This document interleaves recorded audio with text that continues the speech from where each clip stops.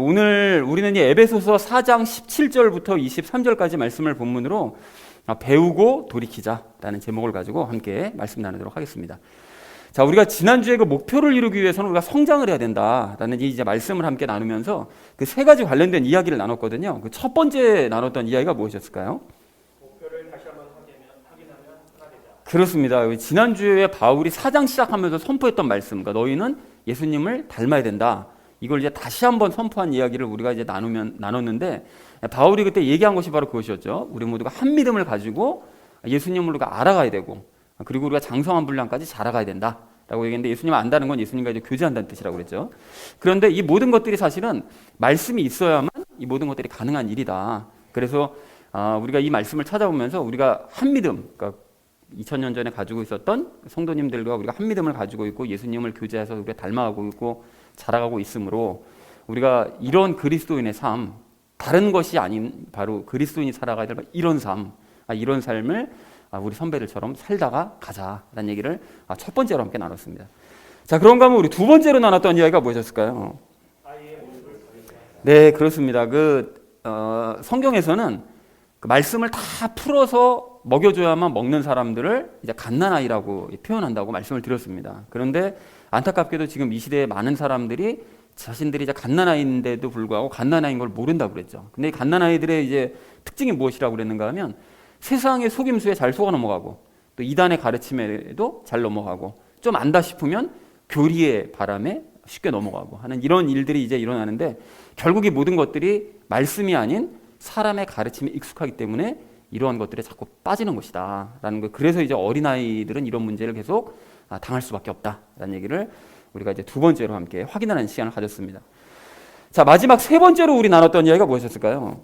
목표를 위해 두 가지를 실천하자. 네, 그렇습니다. 목표를 위해서 우리가 예수님을 닮는 목표를 위해서는 두 가지를 실천해야 되는데, 그 말씀으로 서로 대화를 나누는 수준까지 우리가 자라가야 되고, 또 하나는 이제 은사를 개발해야 된다. 두 가지를 나눴는데, 그 말씀으로 대화하는 것에 대한 이야기를 나누면서 사실 이 시대는 그 성경에서 분명히 말씀하시기를 누구누구파, 뭐 아볼로파, 바울파, 뭐 게바파 이렇게 나눠서 뭐 누구 목사를 따르고 막 이러는 것을 정말 부끄러운 일이라고 말씀하셨음에도 불구하고 이 시대는 어떤 목사를 따르고 어떤 목사의 가르침을 따르는 걸 정말 자랑스럽게 얘기하는, 그러니까 스스로가 갓난아이라는 것을 정말 부끄러움도 없이 그렇게 막 고백하는 이런 시대가 바로 지금 이 시대다라는 얘기를 우리가 이렇게 확인하는 시간을 가졌습니다. 그래서 우리는 말씀을 깨닫고 말씀으로 서로 대화를 나누는 수준까지 장성해서 자라가자라는 얘기를 우리가 나눴었고요. 그리고 또 은사를 각자 발견하고 우리 발전시켜서 우리 예수님을 더욱 닮아가고 교회를 함께 세워나가는 일에 열심을 내자라는 얘기를 마지막으로 나눴습니다.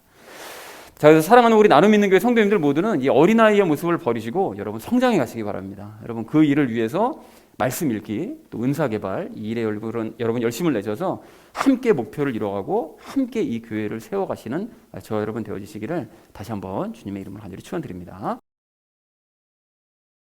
우리가 지난주는 목표를 이루기 위해서 성장해야 된다라는 말씀을 우리 함께 나눴다면, 이번 주는 그 목표를 이루기 위해서 배운 말씀에 따라 수시로 돌이켜야 된다를 말씀하고 계신다는 것을 우리 확인하시면서 오늘 본문 말씀을 보시면 좋겠습니다.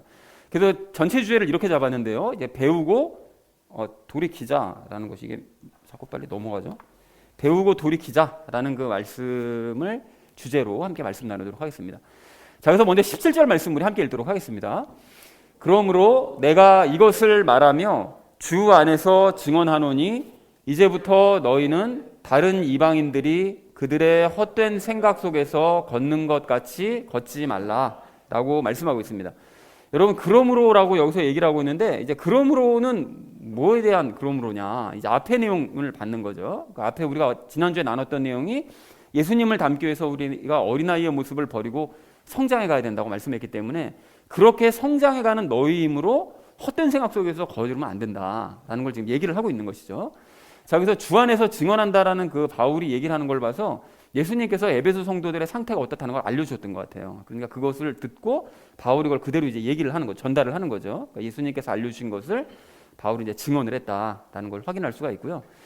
그 헛된 생각 속에서 걷는 것 같이 걷지 말라라고 지금 바울이 얘기를 하고 있는데, 그 에베소 성도들이 그 주변 사람들, 그러니까 본인들은 변화됐지만 주변에 있는 사람들은 여전히 이방인들이잖아요. 그러니까 그런 사람들에게 영향을 받아서 과거 이방인의 모습으로 이제 돌아갔던 것 같아요. 그러니까 그런 모습을 이제 돌이켜야 된다라는 걸 바울이 권면을 하고 있는 거죠. 그래서 그 이방인들이 어떤 헛된 생각을 했는가에 대해서는 이제 18절, 19절에서 이어진 말씀에서 이제 말씀하고 있는데요.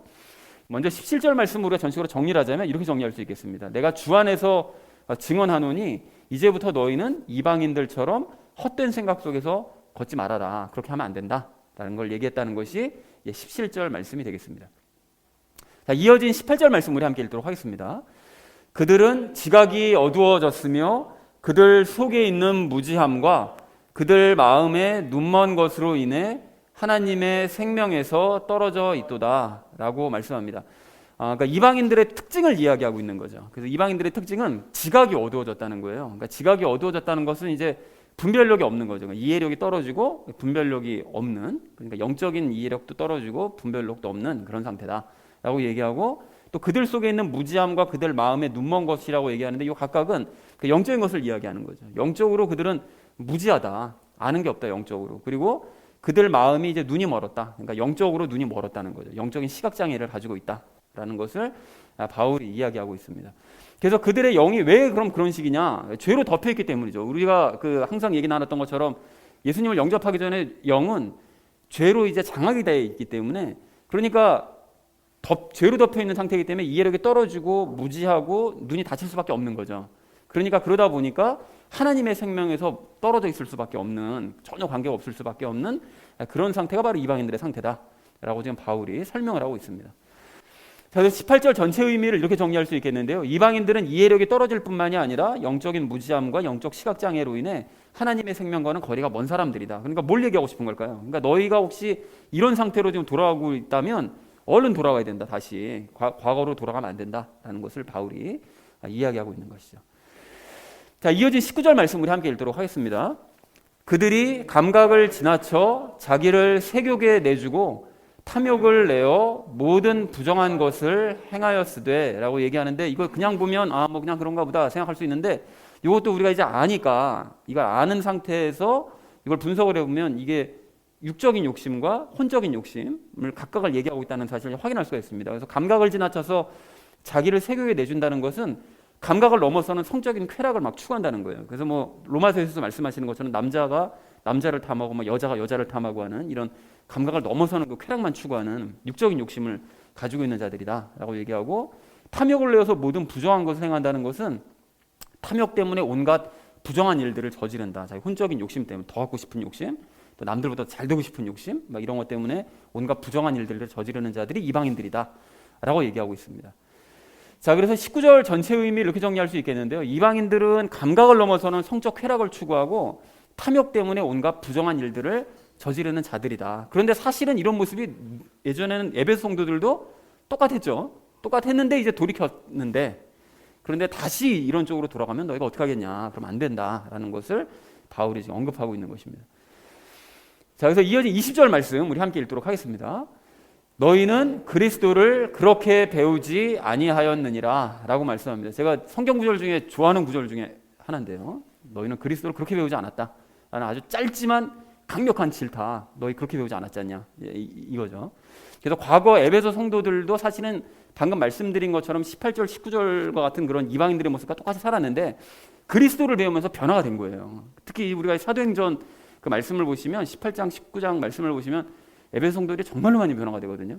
근데 그렇게 배우면서 변화가 되었으므로 그것을 얘기하는 거죠. 그러니까 죄로 인해서 너희가 잠시 옛 모습으로 돌아갔다면, 혹시 그런 사람들이 너희 중에 있다면 배운 대로, 그리스도를 배운 대로 다시 제자리로 너희 돌아와야 된다라는 것을 바울이 호소를 하고 있는 것이 20절의 의미가 되겠습니다.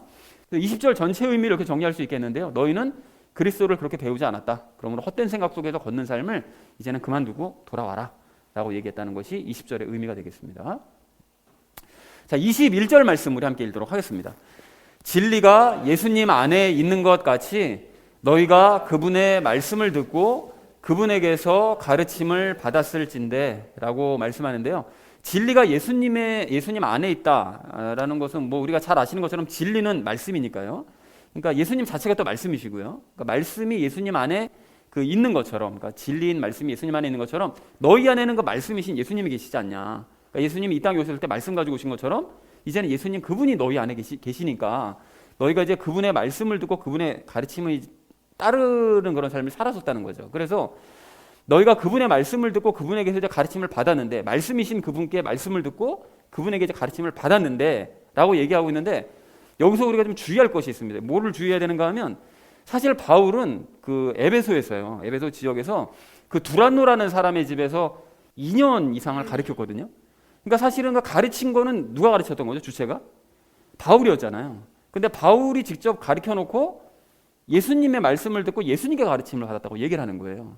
그럼 왜 그렇게 얘기를 했나? 자기에게 가르침을 받았다고 말하지 않고 왜 예수님께 가르침을 받았다고 얘기를 했는가 하면, 바울이 에베소 성도들을 가르칠 때 누구와 함께 가르친 거죠?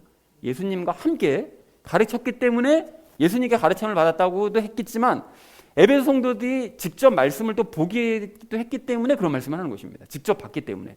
그래서 사도행전 19장 20절 말씀을 보면 이와 같이 하나님의 말씀이 강력하게 자라고 세력을 얻었다. 그러니까 에베소 지역에서 말씀이 강력하게 자랐다고 얘기를 해요. 그러니까 에베소 성도들이 그만큼 말씀에 많은 관심을 가지고 정말로 변화되어서 말씀을 직접 봄으로써 예수님께 가르침을 직접 받게 되었다라는 것을 바울이 지금 언급을 하고 있는 거죠. 과거를 돌이켜보라는 거예요. 너희가 그런 시절을 겪었지 않았냐라는 것을 얘기하는 거죠. 자, 그런데 한편 바울이 그럼 왜 이 말을 했을까? 뭐 목적은 분명합니다. 뭐냐면 예수님께 친히 말씀을 배워서 말씀이 너 안에 있는 것이 맞다면, 그러면 현재의 네 삶의 모습을 말씀과 한번 비교해봐라. 너 예수님 배운 대로 한번 비교해봐. 비교해봤을 때 그 모습이 옳으냐? 틀렸다면 돌이켜야 된다. 바울이 지금 이것을 강력하게 지금 이야기하고 있습니다. 말씀과 자꾸 비교를 하라는 것이죠.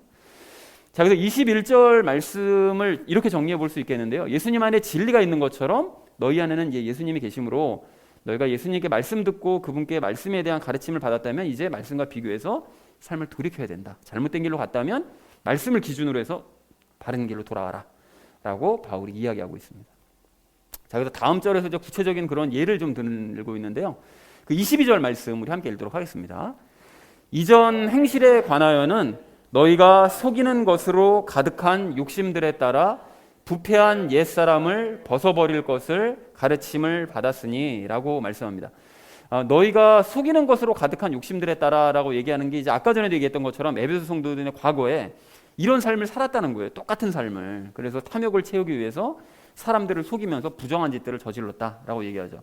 그래서 실제로 이 사도행전 말씀을 보면 그 에베소 성도들이 이제 변화되면서 바울을 찾아와서 회개하면서 자기들이 그동안 저질렀던 잘못된 것들을 다 고백을 합니다. 고백을 하고 가지고 있던 뭐 마술사들은 마술책을 다 태워버리고 막 이러는 역사가, 그러니까 큰 부흥의 역사, 회개의 역사가 이제 일어나게 되는데, 그렇게 되기 전까지는 탐욕을 채우기 위해서 그 어떤 도시보다 더 사람들을 막 속이고 거짓말하고 막 부정한 짓을 저지르고 했던 것이 그 에베소 성도들이었었다는 거예요. 자, 그런데 부패한 옛사람을 벗어버릴 것을, 그러한 부패한 옛사람, 옛모습을 벗어버리라고 가르침 받았다는 거죠. 그러니까 에베소 성도들이 말씀을 통해서 예수님께 가르침 받고 부패한 과거의 삶을 완전히 청산을 했다는 거예요. 그러면 그런 삶을 계속 유지해서 살아가야지 왜 과거로 돌아가냐, 그러면 안 되지 않냐라는 것을 바울이 지금 계속해서 얘기를 하고 있는 것이죠. 그래서 너희는 탐욕에 따라 사람들을 속이며 살았었지만 그러한 부패한 속성을 벗어버리라는 가르침을 너희는 받은 사람들이다. 그러니까 이제 다시 돌이켜야 된다. 과거로 돌아가면 안 된다라는 것을 호소하고 있습니다. 자, 마지막 23절 말씀 우리 함께 읽도록 하겠습니다. 너희의 생각의 영 속에서 새롭게 되라 라고 말씀하고 있는데요. 그 생각의 영 속에서라는 것이, 여러분 이게 무슨 소리일까요? 생각의 영, 그러면 우리가 영은 종종 성경에서 마음이라고 해석이 되니까 그 생각의 마음? 그럼 그것도 말이 안 되는데, 그러니까 그 마음이라고 여기서 해석이 되면 안 되겠죠.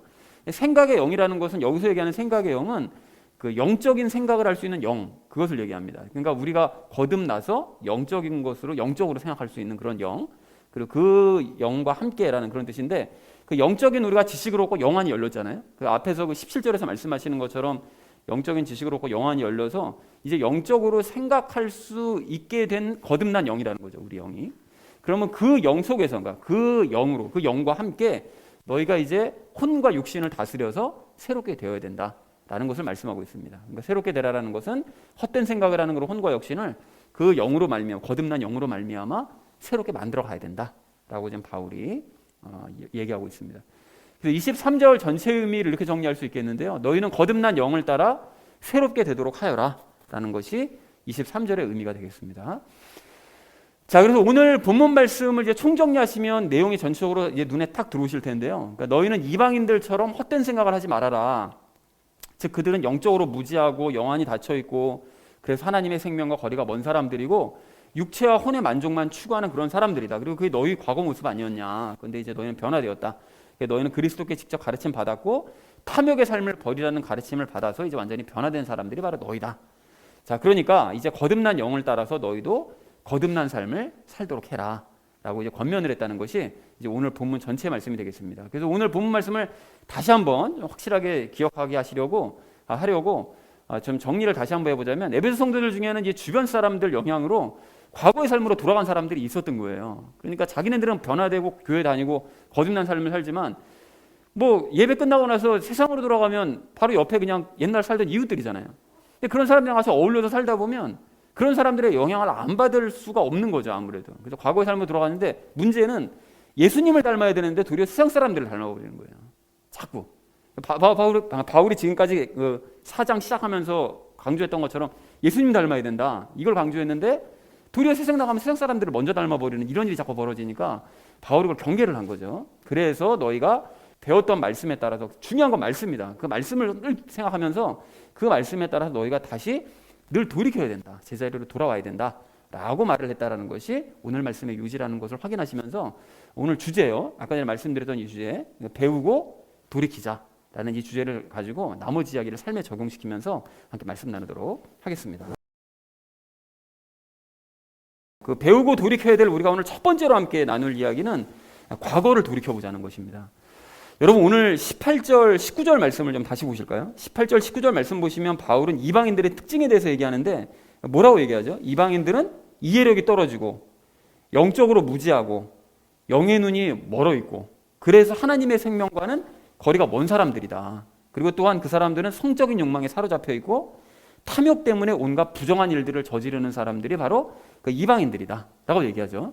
여러분 이게 바울이 이 얘기 왜 했다고 그랬죠? 이것이 에베소 성도들의 과거의 모습이기도 했고 그리고 현재 에베소 성도들 주변에 살고 있는 그 이웃들의 모습이기도 한데 에베소 성도들이 그런 사람들의 영향을 자꾸 받아가지고 옛 모습으로 돌아가고 하는 이런 사람들이 자꾸 생겼기 때문에 바울이 이 말을 한 것입니다. 그러니까 이제 돌이켜야 된다. 이걸 지금 바울이 얘기를 하고 싶은 거죠. 자, 그런데 여러분 이러한 그 이방인들의 모습이 낯설지 않은 이유는 이것이 사실은 우리의 과거의 모습이기도 했기 때문에 이것이 낯설질 않습니다. 여러분 이게 특히나 저 같은 경우에는 뭐 결혼하기 전까지 뭐 하나님, 뭐 교회, 뭐 이것과는 완전히 뭐 담을 쌓고 살아왔던 그런 사람이었기 때문에 그 영적인 이해력은 뭐 전무했고요. 그리고 뭐 영적인 일들에 대해서도 아주 무지했고요. 뭐 무식하게 그지 없었죠. 쪽은.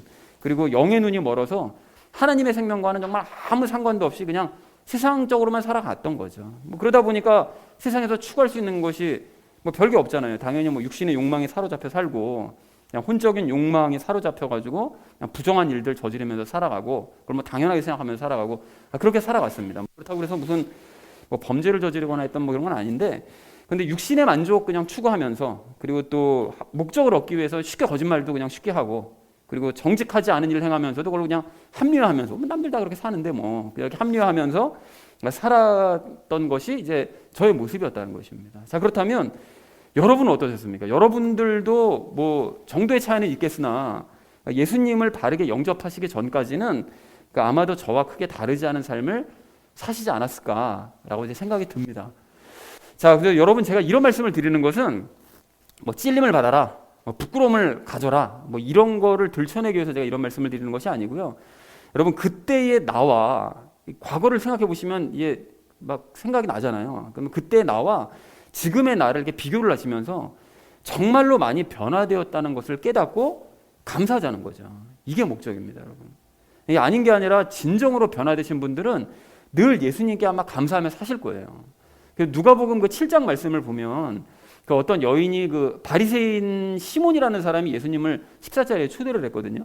그래서 거기 가서 이제 바리새인들도 거기 많았는데 그 자리 가서 이제 식사를 하시는데 한 여인이 들어와 가지고 막 울면서 예수님 발에 향유를 붓고 자기 머리털로 막 예수님 발을 막 닦아내는 거예요.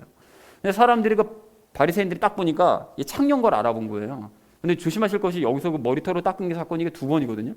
그 나중에 저 나사로 동생도 기름 붓고 닦죠. 예수님 십자가에 못 박히시기 전에 그 여인과 다른 여인입니다. 그래서 어쨌든 이 여인이 이제 창녀라는 걸 딱 사람들이 알아보고 이제 막 뒤에서 수근거린 거예요. 저 죄인인데도 와가지고 발 닦게 그냥 가만 냅두네 저게 막 이러면서 막 수근거리니까 예수님께서 이제 비유를 말씀하신 다음에 결론적으로 이제 뭐라고 말씀하셨는가 봤더니 많이 용서를 받은 사람은 정말로 더 많이 감사하게 될 거다. 이걸 말씀하십니다. 그러니까 즉 그 여인은 진심으로 자기 죄를 뉘우치고 용서받은 게 너무 감사하기 때문에 이런 행동을 하는 것이고 그 자리에 앉아있는 수없이 많은 바리새인들은 자기가 죄인이라는 사실조차 모르기 때문에 용서를 해주신다 그래도 감사한 줄도 모르는 거죠. 그걸 이제 대조해서 말씀을 하시더라는 것입니다. 그러니까 마찬가지라는 거죠.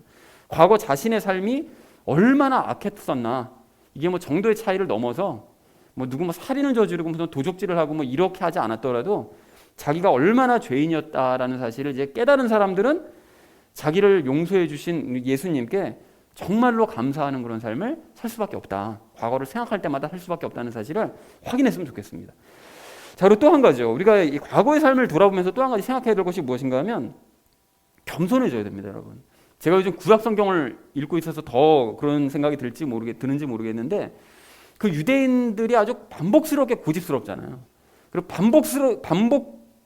반복하면서 그 타락하고 그 몰락하고 막 이런 모습들을 반복하는 그런 모습들을 이렇게 보다 보면 사실 그 사람들이랑 우리랑 다를 게 별로 없거든요. 그런데도 불구하고 그 사람들은 그렇게 고생을 하고 하나님께 징계받고 막 이랬었는데 우리는 비슷한 삶을 삶에도 불구하고 늘 용납받잖아요. 그러니까 이게 예수님 때문에 그런 거잖아요, 사실은. 그러니까 이게 되게 겸손해지더라는 거예요. 이런 모습을 볼 때마다. 그리고 유대인들에게 주셨던 그 구원의 기회를 사실은 우리에게 지금 넘겨주셨잖아요. 그런데 그것도 생각해보면 참 겸손한 마음이 들더라는 것입니다. 이게 왜 겸손한 마음이 드는가 하면 따지고 보면 그 구원의 기회를 우리 하나님께서 우리에게 안 주셨을 수도 있거든요. 유대인들 다 회개하고 쟤네들이 제대로 믿을 때까지 일단 보류. 그리고 이방인들 그냥 쭉 그냥 구원 받든지 말든지 그냥 뭐 하나님 찾든지 말든지 안 찾는 놈들은 다 그냥 지옥불로 들어가 버려 뭐 이런 식으로 하셨으면 그 지금까지 우리 구원의 기회 뭐 하나님이 누군지도 모르고 살고 이랬을 거 아니에요. 자, 그런데 구원을 그 받은 것도 그리고 우리가 뭐 공로가 있어가지고 잘난 면이 있어가지고 구원을 해주신 것도 아니고 정말 생각해보면 과거의 우리 모습을 생각해보면 잘난 거랑은 완전히 거리가 멀거든요. 집 멋대로 살고 그냥 하나님의 뜻과는 반대로 살고 그냥 무식하고 영적으로도 그냥 뭐 아는 것도 아무것도 없고 이런 사람들이었는데 그런 사람 우리들을 그냥 아무 조건 없이 그냥 구원을 해주더라는 거예요. 그러니까 이걸 가만히 생각해 보니까 이런 악인에게 이런 구원과 이런 구원의 기회와 또 예수님과 함께 살아갈 수 있는 이런 큰 선물까지 주신 것을 생각해 보면 정말로 이게 겸손한 마음이 겸허해지는 마음이 생기더라는 것입니다. 더더군다나 때로는 우리가 이렇게 감사한 마음을 잊어버리고 그냥 구원받은 거 그리고 예수님과 함께 살아가는 거 너무 당연하게 생각할 때 있잖아요. 구원해 주신 게 당연하지 하나님의 아버지인데 이걸 너무나게 당연하게 생각하는 그런 내 모습을 성경을 통해서 이렇게 발견을 하다 보면 이것이 모든 것이 결코 이게 당연한 게 아니었는데 내가 지금 이게 누리는 게 결코 당연하게 지금 생각할 게 아닌데 라는 생각이 들 때마다 겸손한 마음을 가지게 되더라는 것입니다. 그래서 사랑하는 우리 나눔 있는 교회 성도님들 모두는 부끄럽더라도 가끔씩은 아니면 뭐 자주 하실 수 있으면 자주 과거의 삶을 여러분 돌아보시기 바랍니다. 여러분 돌아보시면서 현재의 변화된 나의 삶과 비교하시면서 감사한 마음 가지시고 무엇보다 겸손해지는 저와 여러분 되어주시기를 주님의 이름으로 간절히 축원을 드립니다. 자, 배우고 돌이켜야 될 우리가 오늘 두 번째로 나눌 이야기는 현재를 생각해 보자는 것입니다. 여러분 방금 우리가 돌아본 것처럼 우리는 이제 과거의 18절 19절 말씀같이 이제 살았었잖아요. 근데 그렇게 영적으로 완전히 무지하고 뭐 눈이 멀었었던 우리는 지금 예수님과 동행하고 있어요. 근데 여러분 이것도 우리가 너무나 당연하게 여겨서 그렇지 이거 곰곰이 생각해 보면 여러분 이게 말이 됩니까 지금 이게 말이 안 되는 상황이에요. 여러분 이거 전능하신 분이 뭔 할 일이 없으셔가지고 나 같은 것 안으로 들어오셔가지고 그것도 뭐 정말 매일 정말 순종적이고 생활을 잘하면 모를까 맨날 불순종하고 말도 안 듣고 막 이러고 살잖아요 사실은.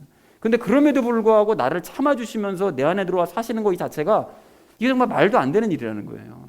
그리고 더 놀라운 일은 뭐냐 21절 말씀인데요. 그 에베소 성도들이 예수님께 직접 배웠다고 그랬잖아요. 마찬가지로 우리도 예수님께 직접 배우고 있습니다. 그러니까 어떤 목사님 얘기했던 것처럼 저자 직강 책 쓴 분이 직접 와가지고 우리한테 강의를 해주시는 거예요. 우리 안에 들어오셔가지고.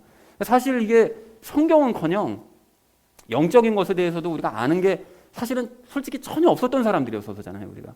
그랬던 우리였는데 성경을 아예 직접 만드신 쓰신 분께서 직접 우리 안에 들어와서 인내심을 가지고 떠나지 않고 못 알아들어도 뿔밤한데 안 때리시고서는 떠나지 않고 끝까지 참으시면서 우리를 가르쳐 주신다니, 우리 인생에 이런 일이 일어났다는 것 자체가 이거 아무리 생각해봐도 이건 대박이 아닐 수가 없습니다. 이건 정말 놀라운 사건인 거예요. 저 같은 경우에는 그 예수님을 믿게 된 이후에 이제 곧바로 성경에 이제 관심이 생겼는데요. 그래서 회사 일에 치여서 매일 11시 넘게 퇴근해서 집에 들어오면 맨날 11시 넘고 막 이랬었거든요. 그런 삶을 이제 몇 년을 살면서도 다음날 아침에, 이제 그런 와중에 예수님 영접한 거예요. 근데 다음날 아침에 정말 피곤하잖아요. 근데 그 피곤한 중에도 통근버스 안에 딱 들어가면 그때는 이제 뭐 스마트폰 이런 게 없으니까 성경을 펴야 되잖아요. 성경도 컸잖아요. 그러니까 이걸 피는 게 너무 창피한 거예요. 처음에는. 근데 창피해도 구석으로 이렇게 돌려가지고 이렇게 펴서 읽는 게 너무너무 재밌는 거예요. 너무. 정말 꿀처럼 달았습니다. 그러니까 그때 그렇게 피곤한 중에도 꿀처럼 달았던 것은 예수님께서 아마 가르쳐 주셨기 때문에 그랬던 것 같아요. 안 그러고서는 그게 재밌을 리가 없잖아요. 졸업만 오지. 그리고 직장을 그 이후로 그만두고 이제 아이들을 가르치는 그 일을 할 때도 그 이동 중에 전철에서 보는 그 성경이 너무 흥미진진한 거예요. 너무. 막 이게, 야, 이게 이런 사건이 벌어져? 야, 그다음 어떻게 되는 거야? 이게 막 이게 너무 흥미진진해서 뭐 저 위에서부터 막 성송까지 가고 막 이러는 것도 뭐 금방 내리는 거예요. 그냥 금방. 그게 너무 재밌어가지고. 그리고 그렇게 성경을 관심을 가지고 이제 읽다 보니까 점차 이제 영의 눈이 열리고 영적인 지식들이 이제 쌓여가면서 선악과를 왜 만드셨는지, 죄가 구체적으로 뭔지, 구체적으로 뭘 믿어야 구원받을 수 있는 건지, 그 예수님의 믿음은 뭔지, 산자와 죽은 자가 뭘 의미하는 건지, 그리고 천국과 지옥과 새 예루살렘과 불못이 각각 어떤 차이가 있는 건지, 그리고 왜 지금은 큰 기적들이 일어나지 않는 건지, 그리고 영과 진리로 예배를 드리는 것은 이게 무슨 뜻인지, 선과 악의 진정한 뜻은 뭔지, 그리고 그리스도인은 구원을 받아도 왜 죄를 지을 수밖에 없는지, 그리고 사랑은 어떻게 해야 되며 열매는 어떻게 맺어야 되는지, 그리고 물세례와 성령님 세례의 의미는 뭔지, 제사 음식은 먹어도 되는지 안 되는지, 그리고 달란트 비유에서 달란트가 구체적으로 무엇을 의미하는지 뭐 등등등 그 셀 수 없이 많은 그 영적인 개념들이요. 그리고 또 영적인 원리들, 성경의 그 궁금증들, 이런 것들이 다 풀렸고 지금도 풀려나가고 있는 중입니다. 이런 것들 적어놓은 것만 해도 정말 많고요. 묵상한 거 적어놓은 걸 치면 몇백 개예요. 그러니까 그런 것들이 그냥 생기는 영적인 지식들이 자꾸 쌓여가는 거예요. 그렇게. 그리고 이러한 깨달음들이 거의 사실은 사람들을 통해서 얻은 거나 누구 설교를 듣거나 무슨 뭐 글을 읽어서 본 게 아니고 성경을 친히 가르쳐 주시는 그 예수님을 통해서 이 모든 것들을 깨닫게 되더라는 것입니다. 그리고 저는 성경 읽기뿐만이 아니라 그 신앙을 가졌던 그 초기부터 큐티지를 구입해서 이제 꾸준하게 읽었는데요. 처음에 사모가 이제 저 신앙 갖게 하려고 교회 다니게 하려고 억지로 이제 큐티지 사가지고 준 거죠. 그래서 같이 이제 둘이 막 읽고 막 이랬는데, 근데 그게 이제 20년 넘게 꾸준하게 이제 습관이 되다 보니까 그 말씀이 일상적인 삶과 연결이 되어서 말씀을 통해서 스스로의 삶을 돌아보고 또 삶의 답을 얻는 것에 대해서 정말 큰 유익을 얻게 된 거예요. 그래서 큐티지, 처음에는 큐티지에만 이제 매달렸는데 나중에는 큐티하는 그 시간 자체가 저에게 너무 소중해지는 거죠. 그래서 지금도 이제 새벽에 일어나서 큐티를 하는 바로 그 시간이면 성경 말씀을 이제 그 통해서 나의 삶의 모습을 보여주세요. 너의 현재 모습이 이러하다. 그리고 어떻게 돼야 된다. 그리고 나아갈 길을 보여주시는, 너 이제 이런 어려움 겪고 있지. 이렇게 나아가야 돼. 이렇게 나아가는 그 길을 보여주시는 일에서 정말 큰 도움을 받고 있는 거예요. 그래서 가령 얼마 전에도 그 새벽에 이제 큐티를 마치고 이제 민수기서를 읽고 있는데 그 하나님께서 그 가나안으로 막 들어가라고 그러시잖아요. 그래서 정탐들 보내가지고 다 이제 둘러보고 좋은 땅이라는 거 확인하고 들어가면 돼. 하셨는데 어떻게 하죠? 하나님이 자기들을 죽이려고 가나안 땅 보내시려고 그러는 거라고, 이게 우리 좋게 하려고 그러시는 게 아니라 우리 다 죽여버리려고 가나안으로 들여보내시는 거라고, 이렇게 의심하면서 불평하는 이스라엘 백성들의 모습을 보는데 갑자기 딱 제 모습이 보이는 거예요. 왜 제 모습이 보였는가 하면 하나님께서는 끊임없이 좋은 걸 주려고 하시거든요. 가나안도 주려고 하시고 물도 주시고 만나도 주시고 항상 좋은 걸 주시려고 하시는데도 이스라엘 백성들이 아무 근거도 없이 끊임없이 하나님 의심하잖아요. 아, 이거 뭔가 꿍꿍이가 있어. 아, 이거 우리를 뭔가 안 좋게 하려는 거야. 끊임없이 의심을 했던 것처럼 저 역시 뭔가 조금만 안 좋은 일이 생기는 것 같으면 아, 하나님께서 나한테 고난을 허락하려고 그러시나 보다. 그냥 이렇게 생각하면서 하나님을 의심해버리는, 즉 이스라엘 백성들처럼 아무런 근거도 없이 그냥 하나님을 호시탐탐 의심하려고 하는 게 이게 제 모습이더라고요. 그러니까 그 말씀을 통해서 그걸 보여주시는 거예요. 그러니까 반성을 하게 되는 거죠. 그런데 묵상이 거기서 끝나는 것이 아니라 그렇게 의심하는 것은 사실은 내가 아니라 내 안에 있는 죄가 하는 짓이기 때문에 오늘 22절 말씀처럼 예수님께 배운 대로 하나님을 의심하던 옛 습관은 벗어버리고 23절 말씀처럼 거듭났음을 다시 한번 확인하면서 새로워져야 된다. 이 사실을 깨달으면서 다시 한번 제자리로 돌아오는 그런 시간을 갖게 되는 거죠. 매번 큐티 시간마다. 그럼 말씀을 읽으면 이렇게 내가 나 자신을 스스로 돌아보는 그런 반성하는 그런 시간만 갖느냐? 당연히 아닙니다. 어려움을 겪을 때 큰 도움을 받기도 하는데요. 저는 어려움을 겪을 때마다 예수님께서 말씀으로 답을 보여주시고 헤쳐나게 해주셔서 사실 지금까지 살아올 수 있었던 거예요. 근데 이거에 대한 구체적인 예들은 설교 시간에도 몇 번 말씀드렸고 개인적으로도 말씀드리고 이제 나중에도 이제 말씀을 드릴 건데, 근데 문제는 이런 어려움들을 겪고 나잖아요. 그러면 문제가 생겨요. 뭐냐면 의기소침해질 수 있고 약간 위축될 수 있다는 거예요. 왜냐하면 이게 그리스도인의 삶이라는 게 뭔가 이렇게 좀 잘 되고 형통하고 이러면 좋은데 맨날 이렇게 어려움 겪고, 물론 해결은 해주시지만 계속 이렇게 어려움을 겪고 이렇게 고통을 겪는 이런 삶을 계속 살아야 되느냐, 위축되는데, 그런데 그럴 때도 예수님께서는 말씀을 통해서 위로를 주시는 거예요. 그래서 가령 고린도전서 4장 말씀이에요. 그리스도인은 굶주릴 수 있고 목마를 수 있고 헐벗을 수 있고 매맞을 수 있고 일정한 거처 없이 살 수 있어. 기본적인 사람들이 보통 다 누리는 것조차 제대로 못 누리는 그런 삶을 살 수 있어. 살면서 어려움 자주 겪을 수 있어 라고 말씀해 주신다는 거예요. 어쩌면 그리스도는 그런 삶이 당연할 수 있는 거야 라고 말씀해 주시는 거죠. 그러나 그런 삶을 살더라도 예수님께서 곧 그 어려움 극복하게 해주시니까 그런 삶을 너무 힘들어하지 말고 예수님의 능력으로 이겨내 라고 말씀해 주시는 덕에 용기와 위로를 얻고 다시 한번 새 힘을 얻게 되더라는 것입니다.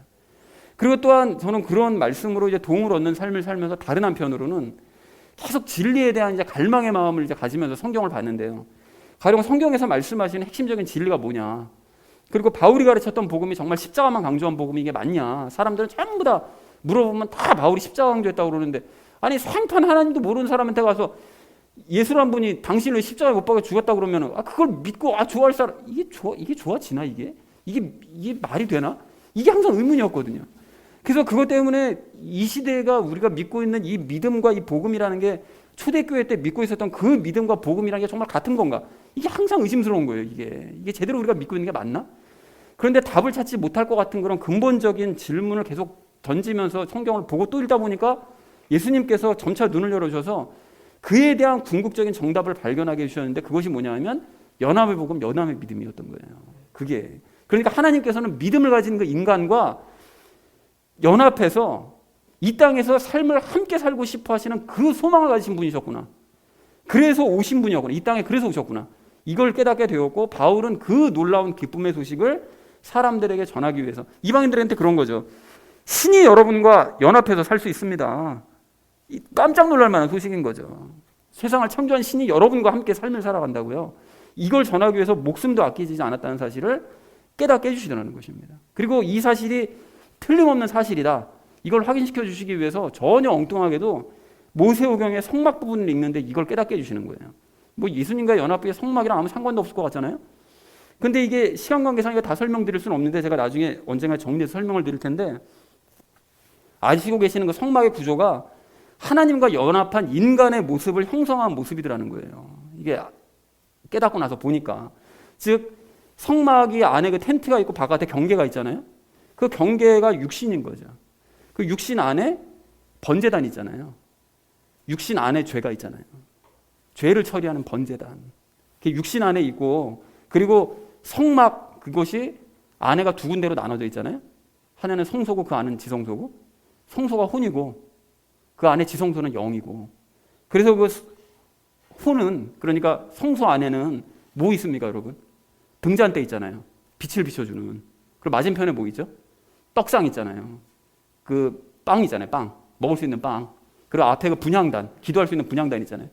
우리가 혼에서, 성소에서, 혼에서 할 수 있는 일이라는 것은 성령님께서 빛을 비춰주시는 그 가운데 말씀 읽고 분향단 앞에 가서 기도하고, 말씀과 기도의 삶, 우리 혼이 할 수 있는 일은 그것이고, 말씀을 읽을 때 그 지성소 안에 계신, 우리 영 안에 계신 그 하나님께서 그 언약궤 위에서 말씀해 주시는 그 음성을 들을 수 있고, 기도함으로써 하나님께 말씀드릴 수 있고, 혼으로서 그런 일들을 해나갈 때 영으로부터 들려오는 것을 우리 혼이 말씀을 드릴 수 있고 말씀드릴 수 있고, 이런 삶이 바로 연합한 삶이 살아가야 될, 연합한 그리스도인이 살아가야 될 삶이로구나, 이걸 형성한 모습이로구나 하는 걸 성경을 보내 깨닫게 해주시는 거예요. 그리고 성막을 구성되어 있는 것도 가죽이랑 뭐 털 같은 걸로 되어 있잖아요.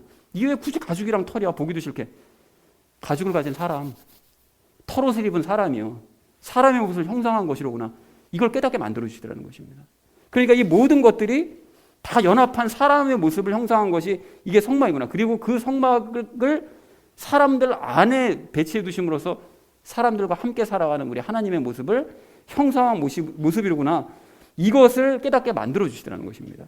자, 그러니까 이 모든 것들을 종합해 보면 결국 말씀을 읽을 때 우리 예수님께서는 말씀을 통해서 신앙의 기본적인 개념들도 알려주시고, 또 삶의 해결 방안도 알려주시고, 깊은 영적인 진리도 알려주시고, 그러니까 이 모든 것들을 가르쳐 주시고 길을 인도해 주셔서 더욱 풍성한 삶을 살게 만들어 주신다라는 사실을 체험적으로 깨달은 거예요. 체험적으로. 그래서 오늘 말씀하시잖아요. 너희가 그리스도께 배웠다고. 이 모든 것들을 배워가야 되는 거예요. 이렇게. 그래서 사랑하는 우리 나눔 있는 교회 성도님들 모두는 예수님께 성경 말씀을 직접 배우시면서 이런 삶을 함께 살아가시기 바랍니다. 출애굽한 이스라엘 백성들이, 여러분 생각해 보세요. 하나님께서 음성 들려주셨을 때, 시내 산에서 음성 들려주셨을 때 그 사람들이 그 음성 듣겠다고 그랬나요? 거부해버렸잖아요. 우리 하나님의 말씀 못 듣겠으니까 모세의 말만 듣겠다고, 모세를 통해서 듣겠다고 이렇게 얘기를 해버리잖아요. 그러니까 하나님의 음성을 직접 듣고 배우려고 하지 않고 모세 말만 열심히 들었기 때문에 문제가 뭐죠? 하나님의 역사를 매일 눈으로 봐요. 그렇잖아요? 만나도 보고요, 구름 기둥도 보죠, 불 기둥 보죠. 이게 매일같이 이걸 하나님이 옆에 계신다는 것을 그냥 눈으로 보고 있어요. 보고 있음에도 불구하고 하나님이 옆에 계신다는 걸 알면서도 하나님을 느끼지는 못해요. 이게 충격인 거예요. 하나님이 맨날 역사하는 걸 눈으로 봐요. 근데 느끼지는 못해. 이게 가까이 계시는데도. 왜 못 느낄까요? 하나님께 직접 음성을 듣지 않고 모세를 통해서 자꾸 들으니까. 그래서 이 사람들이 결코 과거의 모습을 버리지 못하고 하나님을 전혀 느끼지 못하는 그런 삶을 살았다라는 것에 교훈을 얻으시기 바랍니다. 그렇다면 이제 사람의 말만 듣고 배우려는 과거의 삶을 여러분 청산하시고 예수님께 직접 성경을 배우심으로 말미암아 이 모든 기쁨을 함께 누리시고 진정으로 변화돼가는 저와 여러분 되어주시기를 주님의 이름으로 간절히 축원을 드립니다. 자, 배우고 돌이켜야 될 우리가 마지막 세 번째로 나눌 이야기는 미래를 향해 나아가자는 것입니다. 여러분 방금 말씀드린 그 적용 그 2의 연장선상에서 얘기를 했으면 좋겠는데요. 조금 전에 말씀드렸던 것처럼 예수님께 직접 말씀을 배우는 삶을 이제 우리 모두가 함께 이제 살아내기를 원하는데, 이 삶이 정말 만족스러운 삶이라는 것을 저는 자신 있게 말씀드릴 수 있습니다. 여러분이 저를 보실 때 어떻게 보실지 모르겠지만, 뭐 삶이 뭐 궁핍해 보인다고 뭐 생각하시는 분도 뭐 계실지도 모르고, 뭐 어떤 부분에서 어떻게 생각하시는지 모르지만 저는 지극히 만족스러운 삶을 살고 있어요. 여러분께도 그러니까 권면을 드리는 것입니다. 그런 의미에서 방금 제가 경험하고 나눴던 것들을 우리 성도님들도 각자 좀 삶에 적용하셨으면 좋겠는데, 여러분 평소에 우리 어떻게 살아야 됩니까? 우리가 말씀 안 봐도 먹고 사는데 아무 지장은 없잖아요. 그러니까 아무 지장 없으니까 그냥 말씀 안 보고 살아도 될까요? 여러분 물론 뭐 그런 분은 안 계시겠지만 혹시라도 그런 생각을 하시는 분이 계신다면 오늘 20절 말씀에 정답이 있습니다. 뭐라고 말씀하시죠? 너희는 그리스도를 그렇게 배우지 아니하였느니라. 엄중하게 질타하시는 거예요. 그렇게 살면 안 되지. 먹고 사는데 지장 없다고 말씀 안 하면 안 되지. 그리스도를 그렇게 배운 적이 없잖아 라고 말씀하시는 거예요. 여러분 말씀 안 봐도 먹고 사는데 아무 지장 없다는 바로 그 생각은 사탄이 주는 생각이에요. 사탄이 주는 생각. 여러분 사탄이 육신의 만족을 추구하면서 살아. 그 예수님께 그 첫 번째 유혹했던 게 그거잖아요. 네 육신의 만족이나 채워. 이거잖아요. 그 첫 번째 유혹이. 그럴 때 예수님께서 무슨 말씀으로 사탄을 물리치셨죠? 사람이 빵으로만 살 것이 아니요 하나님의 입에서 나오는 모든 말씀으로 살 것이라 이렇게 말씀하시잖아요. 말씀 가지고 살아갈 수 있다는 거예요. 그러니까 사람은 육신의 만족이나 추구하면서 살려고 그러면 안 돼. 예수님의 말씀이 그거예요. 하나님의 말씀을 배우면 그 말씀으로 하루하루 살아가는 답을 얻으면서 살아갈 수 있어. 이렇게 말씀하시더라는 거예요. 그래서 조금 전 제 경험을 말씀드렸던 거잖아요. 일상의 삶에 대한 그 기대를 하면서 말씀을 읽으면 그것이 하루하루 살아갈 방법과 답을 알려주신다는 거예요. 시간 관계상 제가 말씀을 자세히 드리진 않았지만 제가 예전에 신앙 처음 가졌었을 때는 그 예배 시간에도 간혹 말씀드리잖아요. 교동문 한 줄, 또 찬양, 그 매일 듣는 똑같이 반복되는 그 찬송 소리 있잖아요. 그런 가사를 통해서도 말씀해 주시는 거예요. 어떻게 살아야 된다는 것을. 일주일 동안 이렇게 살아야 된다는 것을. 그러니까 예배에 집중하지 않을 수가 없는 거예요. 그 모든 것들에 집중하고 있으면 내가 어떻게 살아가는지 답을 알려주시니까 그 모든 것들 가운데. 그러니까 집중할 수밖에 없게 된다는 거죠. 그것이 바로 하나님의 입에서 나오는 모든 말씀으로 삶을 살아가는 방법이라는 것입니다. 여러분 이 놀라운 기쁨을 직접 누리시기 바랍니다. 그리고 이렇게 되시기 위해서는 그런 삶을 살 수 있도록 먼저 간구하고 기도하시면서 무엇보다 말씀 읽기를 꾸준히 실천하시기를 바랍니다. 자, 그런가 하면 삶의 어려움을 겪을 때는 여러분 어떻게 해야 된다고 그랬습니까? 그냥 어쩔 수 없으니까 그냥 손 놓고 살아야 됩니까? 여러분 아니잖아요. 오늘 20절에서 말씀하시는 것처럼 우리는 그리스도를 그렇게 배우지 않았어요. 다른 교회에서는 그렇게 가르칠지 모르지만 우리는 그렇게 배우지 않았습니다. 고린도전서 4장 말씀처럼 정말로 힘들고 어려운 일들을 여러분 겪게 될 때 어떻게 된다고요? 우리는 예수님의 능력으로 그것을 극복해야 된다. 그것이 하나님의 권능이다. 우리 이렇게 배워왔던 거예요. 고린도전서부터. 그리고 마침 지난주 그 큐티 본문 말씀 여러분 기억하시잖아요.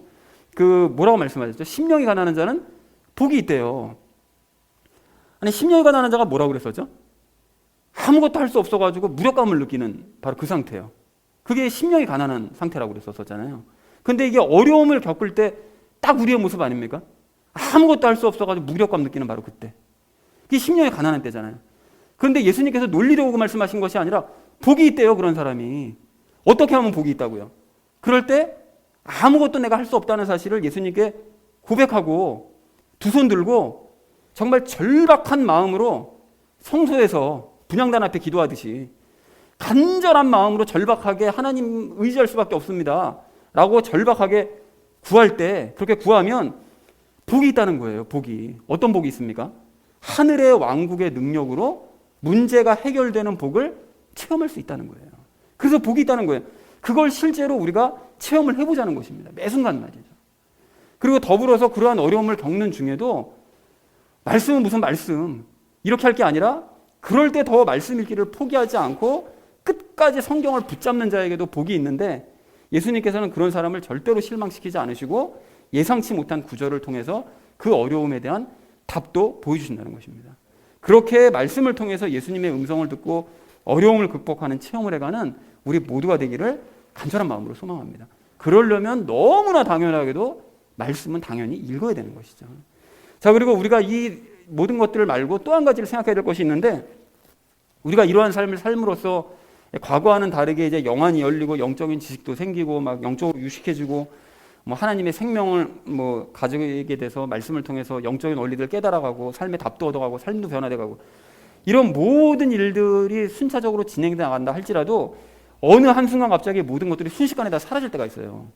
그리고 오늘 18절 19절에 있는 말씀처럼 순식간에 과거로 돌아가 버릴 때가 있는데 그때가 언제입니까? 우리 육체 안에 있는 죄가 요동칠 때예요. 그렇게 될 때 그 앞에 우리가 무릎을 꿇게 될 때 이 모든 것들이 다 사라지고 18절 19절 말씀처럼 과거로 순식간에 돌아가 버리는 이런 일들이 우리 삶 가운데 생긴다는 거예요. 자, 그런데 여기서 중요한 거예요. 그럴 수 있습니다. 죄가 우리 안에 남아있기 때문에 어쩔 수가 없는 거예요. 그럴 수가 있어요. 누구나. 그럴 수 있는데 어쩔 수 없으니까 그럼 방치하면서 내버려둬야 되냐? 방치하면서 내버려두면 오늘 본문의 에베소 성도들처럼 과거로 돌아가 버리는 거예요. 자, 그러니까 어떻게 된다고요? 그럴 때 예수님을 그렇게 배우지 않은 우리는 일단 내가 스스로 죄 가운데 있는 상태라는 걸 깨달아야 돼요. 그런데 그게 깨달아지질 않거든요. 그 안에 들어가 있을 때는. 그러니까 어떻게 된다고요? 말씀 읽어야 깨달아져요. 네가 지금 어떤 상태라는 걸 말씀을 통해 보여주시니까. 그러니까 말씀을 읽어서 내 자신이 죄 가운데 있다는 사실을 자각을 하고 그걸 깨달은 것으로 만족하면 안 되죠. 그렇게 죄 가운데 빠질 수 없는 나 자신의 이런 연약한 상태를 고백하는 거예요. 반성하는 거예요. 예수님 앞에. 이게 또 이렇게 됐네요. 죄송합니다, 예수님. 고백하고 반성하면 그리고 그 상태에서 벗어나도록 예수님의 능력을 구하면 복이 있는 거예요. 그렇게 되면 옛습관 벗어버리고 다시 회복되어서 오늘 23절 말씀처럼 새롭게 되어질 수 있다는 것입니다. 그리고 이것이 우리가 체험할 수 있는 하나님의 권능이라는 거예요. 쓰러져도 늘 다시 일어나는 어려움 가운데 쓰러져도 죄 가운데 쓰러져도 늘 다시 벌떡벌떡 일어나는 그것이 바로 우리 그리스도인들이 가지고 있는 능력이라는 것이죠. 자, 그래서 여러분, 우리가 이렇게 평소에 그리고 어려움을 겪을 때 그리고 죄로 인해 무너질 때 이런 모든 것들 가운데서 이러한 능력들을 여러분 체험하고 싶으시다면 예수님께 배우기를 멈추지 마셔야 됩니다. 여러분, 그러려면 말씀 읽으셔야 돼요.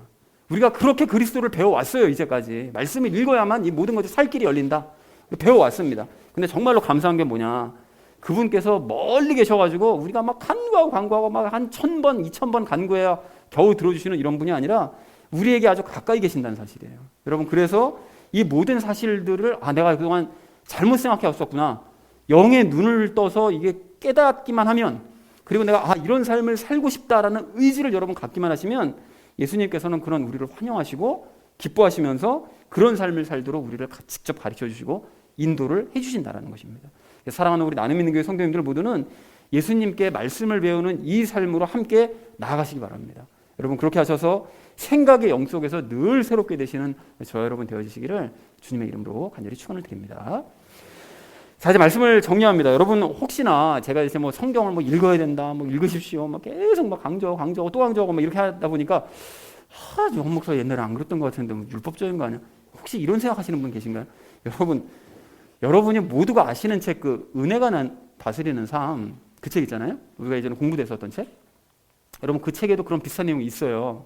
성경을 이렇게 막 강조하고 막 이런 게 율법적이다. 근데 여러분, 그 책 내용이 초반부에 그런 얘기 나왔는데 그 뒷부분에 가서 마지막 결론이 뭔지 아세요?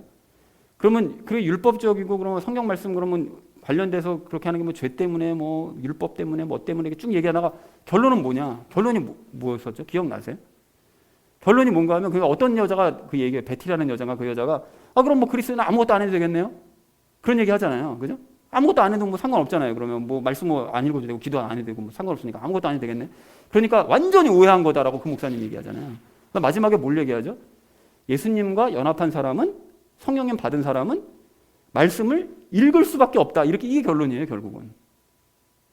그러니까 그 비유를 든 게 그거잖아요. 피카소의 영을 받은 사람이 그림 그려지고 싶지 않겠는가? 모차르트의 영을 받은 사람이 피아노 치고 싶어지지 않겠는가? 성령님 받았는데 말씀을 안 읽고 싶다고? 그럼 말이 안 되지. 그게 그분의 결론이라는 거예요. 그러니까 보시라는 거예요. 그러니까 성경을 읽지 말라는 뜻이 아니에요. 그게 율법이라는 게 아니라는 거예요. 그러므로 성경을 읽어야 된다고 강조를 하는 것은 다른 말로 하자면 그리스도인으로서 당연히 보여야 될 모습을 보여줘 보십시오.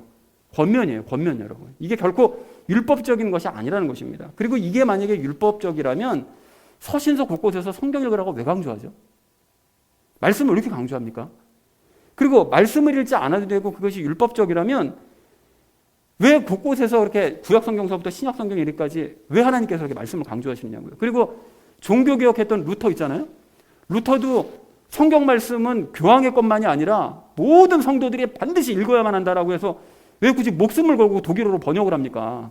번역 안 해도 되잖아요. 성경 안 읽어도 되면. 그게 율법적인 거면 율법이 정말 싫어서 자유를 갈망해서 루터가 종교개혁을 외쳤는데 그 자유를 갈망하고 외쳤던 사람이 왜 굳이 성경 읽어야 된다고? 그럼 그것도 율법이에요? 아니잖아요. 목숨 걸면서 왜 독일어로 번역을 하는 작업을 하느냐고요. 모든 사람이 읽을 수 있게. 읽어야만 하기 때문에 그런 거예요. 읽을 수밖에 없기 때문에 그런 거예요. 읽고 싶은 갈망의 마음이 생기기 때문에. 그러니까 성경은 외면한 채 신앙 서적만 읽고서는 그릇된 소신 가지고 진리에서 멀어지는 이런 일은 절대 이런 우를 범하시면 안 되고요. 성경 앞으로 나아가야만 할 줄로 그렇게 믿습니다. 배우고 돌이켜야 된다는 거예요. 오늘 말씀처럼. 그런 의미에서 우리가 오늘 3가지 이야기 나눴는데요. 과거를 돌이켜보면서 우리가 늘 감사하면서 겸손하자. 그리고 현재 삶을 예수님께 말씀으로 인도함 받자. 그리고 미래를 향해 나아가면서 배운 대로 실천해 가자. 이 3가지 이야기 나눴습니다. 그래서 사랑하는 우리 나눔 있는 교회 성도님들 모두는 예수님께 직접 배우시고 늘 돌이키셔서 참된 기쁨의 삶을 살아가시는 저 여러분 되어주시기를 주님의 이름으로 간절히 축원을 드립니다. 우리 함께 기도하겠습니다.